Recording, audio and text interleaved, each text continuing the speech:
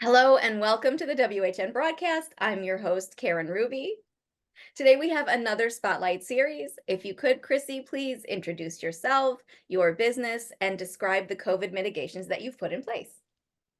Hello, I'm Chrissy Misso. I run Chrissy's studio in Rochester, Minnesota. Um, After we came back from our shutdown in 2020, masking has been required in the studio. I've upgraded that a couple times to make sure that the masks meet the contagion that we are trying to fight. uh, I moved all of our pianos around so that everybody's spaced at least 6 feet apart when they're sitting down in their spots. It's where they spend most of their class. So that keeps us out of each other's bubbles for most of the time. Um, I also offer online attendance if people don't want to come in or they are far away from here. I have a couple of students that don't live in the area anymore. Um, or if somebody is sick or has a sick family member. A ventilation going, fan with an ion filter, and a HEPA air purifier when everybody else is here. Weather pending, I will open the windows sometimes too, but Minnesota, cold. Exactly. And how have your clients responded to these mitigation measures? So Rochester is where the Mayo Clinic is based. So when we first came back in 2020, it was really important to most of my families because they have at least one family member that works there, that we were safe for their kids to be here. They wanted their kids out of the house. They'd been trapped outside, trapped at home from the shutdowns.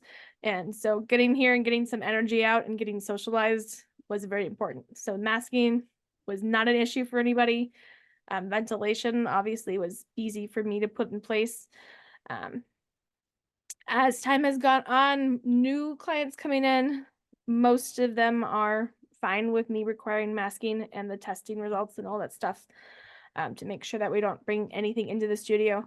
I've had a couple of people that I know haven't come here because of the mask requirement, but that's okay. I want to save space. It's important to keep that. We don't want long COVID people. We have a few immunocompromised families here. So I have people that are here for Mayo that come here because they're immunocompromised. So that helps keep them safe too. Nice. And what would you say are the unique challenges that you have being a music teacher specifically? Some of the stuff is hands-on. So you need to get in people's bubbles sometimes to fix stuff, which is another reason why the masking and filtration is important because that helps reduce what's in the air for us to contract from each other too. Um, Sometimes listening is a little impaired because of the mask pulling the ears forward or something like that for various RL skills, things where they need to listen to what we're doing. But for the most part, piano, violin, viola, and ukulele are good. It's voice that's the tricky one because the mask restricts where you can move your mouth without it like popping off the bottom until you stretch your face out or something like that to sing certain vowels. So that's been the trickiest one. Making sure that kids and have that mask that stretches.